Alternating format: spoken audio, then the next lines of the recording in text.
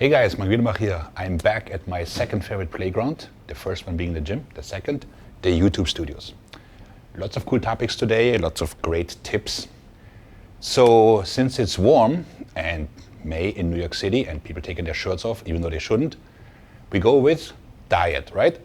So this time of the year, my business usually explodes to the upside because everybody takes off the layers from the winter. And they're like, holy shit, I'm you know? And over the years, I've noticed 5 cardinal mistakes people make when trying to get in shape for that elusive July 4th party, whatever the case may be, okay?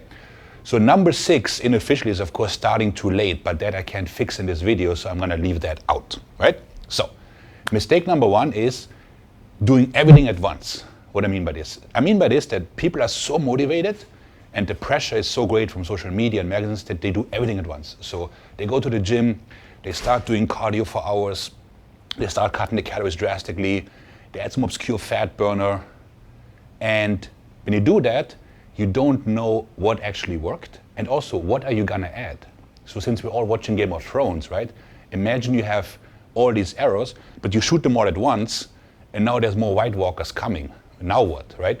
So, the first thing you do, you take a step back and you say, okay, this is my goal weight, whatever it is, you take it times 12, those are your calories, right? That's what you structure your diet on.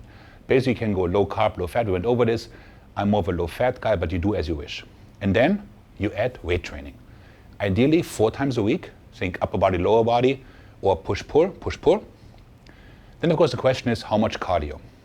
So, cardio does not burn fat. It uses up calories, right? Just like any other form of exercise. So how much should you do? As little as you can. So if you are losing weight just by having a calorie deficit and training with weights, don't add any cardio. Once you start stalling, you can add maybe half an hour a week and so on and so forth. So basically, you add as little as you can while still making progress, okay? Mistake number 2, cutting the calories too drastically. So especially girls do that. So summer comes, or spring, whatever you want to call it, and people go sometimes into triple digits, like 900 calories a day. That's insane. Your metabolism will primarily use muscle for fuel, and you will end up looking worse once you come off the cut because of the metabolic crash, okay? So again, you take your goal weight times 12, and that's what you work with. And then if you start stalling, which may or may not happen at all, you can cut off a little bit more, or add cardio or a 5th weight training session, right? And then number 3, which is people falling for cutting exercises. So all of a sudden people are doing 30 reps of this and like whatever, okay? Now, think about this. Your muscles, they don't know if you're training for cutting or for bulking. And you know why? Because there's no such thing, okay? Muscles contract or they don't. That's it, okay? They don't cut, they don't bulk. That is simply a matter of caloric intake. If there are more calories and the muscle is stimulated, the muscle grows. If there are fewer calories, well, then hopefully we keep the muscle and lose the fat. So, I'm going with this, tension. When you're training, you create the most tension in the muscle. So let's say I'm bringing my arm cross body, I'm having my insertion, my origin, and I create tension in my pec. The more tension I create, the more reason I give the body to keep this muscle. Why does it matter? Because muscle is luxury, okay?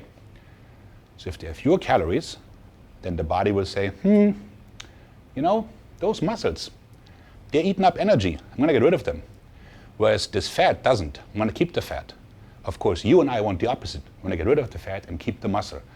So if we engage the muscle and exert it properly, the body will say, it seems I need this and that. Let me get rid of the fat, okay? Now, when you are cutting your calories, you can probably cut your training volume a little bit compared to when you had an excess of calories because you don't have that much energy. But the training itself does not change. Repeat after me. There are no cutting exercises, okay? There's contraction and relaxation. That's it, okay? Everybody got that? Very good. Number 4, that's actually a bit of a disturbing trend, is the over-reliance on stimulants for fat loss. So If you watch my older videos, I'm a big proponent of using caffeine and theacrine and some L-theanine for focus, hunger retardation, getting through a workout, and some fat loss, and that's fine. But what you find today is Adderall, clenbuterol, ephedrine, and sometimes even cocaine mixed as an appetite suppressant pre-workout stimulation, okay? So people, I kid you not, go straight from a photo shoot or a bodybuilding contest into rehab by using this, okay?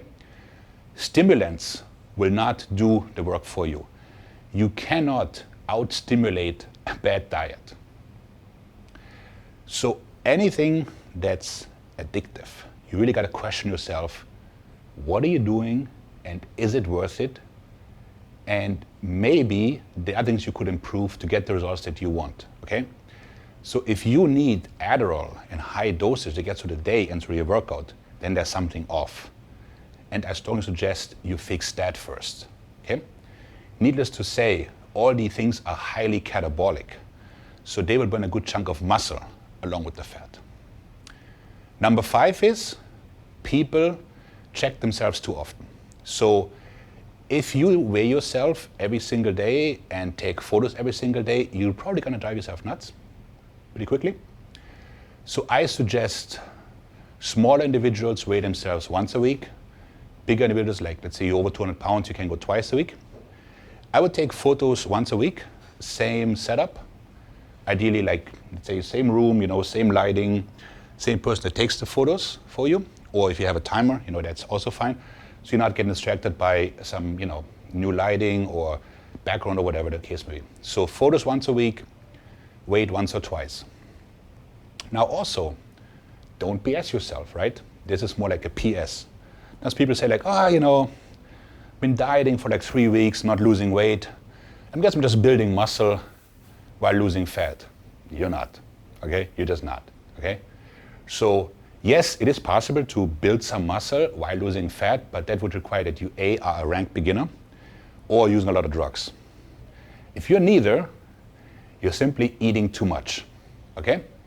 So to summarize, the 5 biggest diet mistakes are: number 1, doing everything at once. Number 2, cutting calories too drastically. Number 3, looking for some obscure cutting exercises. Number 4, trying to use stimulants in sort of like a replacement for proper eating and diet. And number 5 is checking for progress too often. If you can avoid those 5, you're good to go. And now get lean. Maik out.